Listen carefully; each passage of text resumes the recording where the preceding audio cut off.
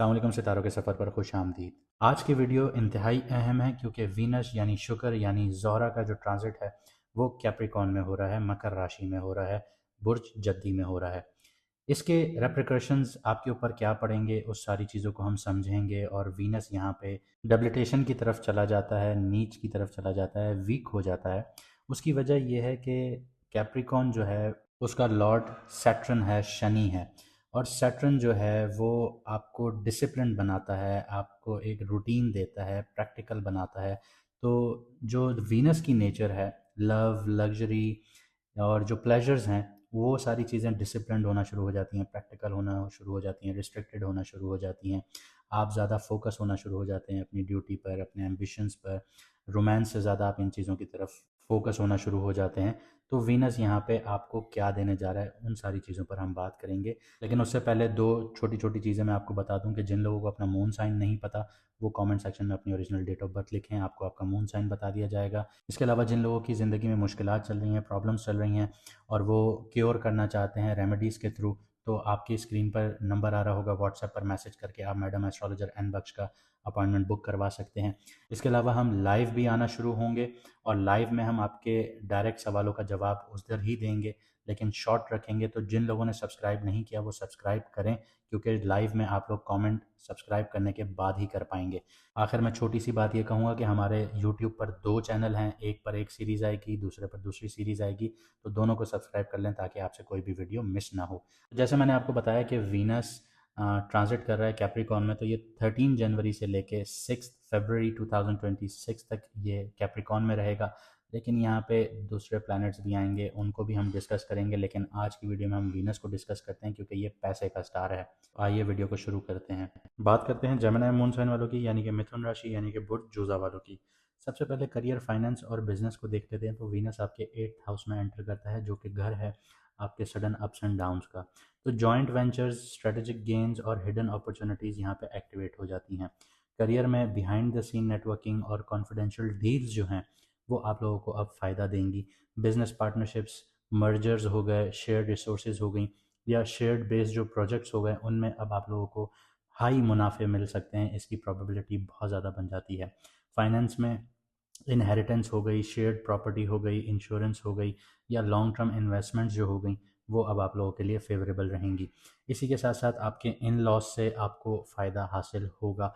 Crypto, stock और speculative जो investments करते हैं उनको मैं ये कहूँगा कि केयरफुली अब प्लान कीजिएगा, इम्पल्सिव रिस्क अवॉइड कीजिएगा, क्योंकि ये सडन डाउन्स का भी घर है। तो सडन अचानक से नुकसान भी हो सकता है अगर आप लोगों ने केयरफुली प्लानिंग नहीं की।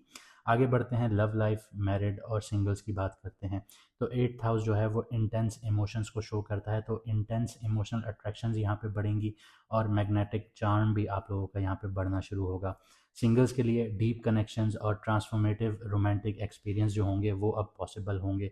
मैरिड लोगों की और कमिटेड लोगों की बात करूँ तो इसमें ट्रस्ट बहुत ज़्यादा ज़रूरत है अब आप लोगों को। इंटीमेसी भी आप लोगों की बहुत ज़्यादा हाई होगी। शेयर्ड रिसोर्सेज जो हैं वो भी हाईलाइट होना शुरू हो जाएंगे। पैशन और सटल अल्यूर जो है वो बहुत ज़्यादा हाई होना शुरू हो जाएगा। लेकिन यहाँ पे सब्र और म्यूचुअल रिस्पेक्ट जो है वो मेंटेन करना बहुत ज़रूरी होगा। आगे बढ़ते हैं, आपके हेल्थ की बात करते हैं। तो इमोशनल स्ट्रेस और हिडन एनजाइटीज़ पर कंट्रोल बहुत ज़रूरी है, क्योंकि 8th हाउस जो है वो हिडन एनजाइटीज़ देना शुरू करता है। वीनस यहाँ पे सटल टेंशन्स क्रिएट करता है, तो आपको थोड़ा सा ध्यान देने की ज़रूरत है। इसके अलावा फिजिकल स्टेमिना जो है वो मॉडरेट रहेगा।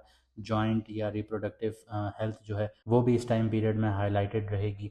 इसके अलावा आप लोगों को चाहिए कि अपनी जो डाइट है उसको बैलेंस रखें, स्ट्रेस मैनेजमेंट रखें और मेडिटेशन वगैरह करें, ये आपके लिए बेनिफिशियल रहेगी। इस टाइम पीरियड के लिए कुछ रेमेडीज़ की बात कर लेते हैं। तो सब्र और स्ट्रेटेजिक थिंकिंग जो है ये अडॉप्ट कीजिए। इम्पल्सिव डिसीजंस वगैरह हैं ये अवॉइड कीजिए।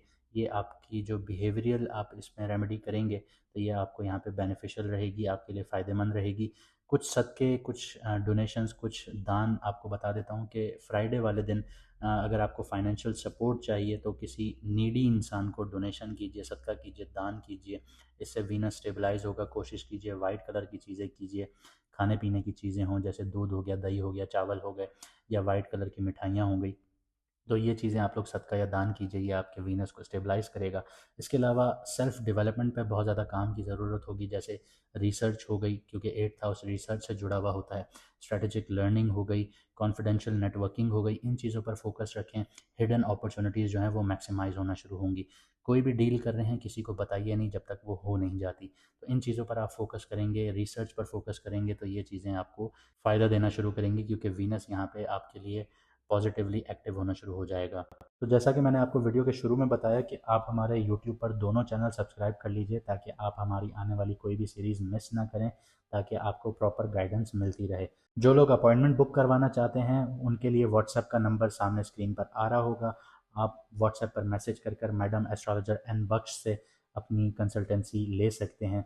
इसके अलावा जो लोग लाइव हमें ज्वाइन करना चाहते हैं, वो चैनल को सब्सक्राइब ज़रूर कीजिए, क्योंकि आप लोग लाइव में कमेंट तभी कर पाएंगे जब आप सब्सक्राइब होंगे। मुझे दीजिए यहाँ से इजाज़त, मिलते हैं अगली वीडियो में सितारों के सफ़र पर।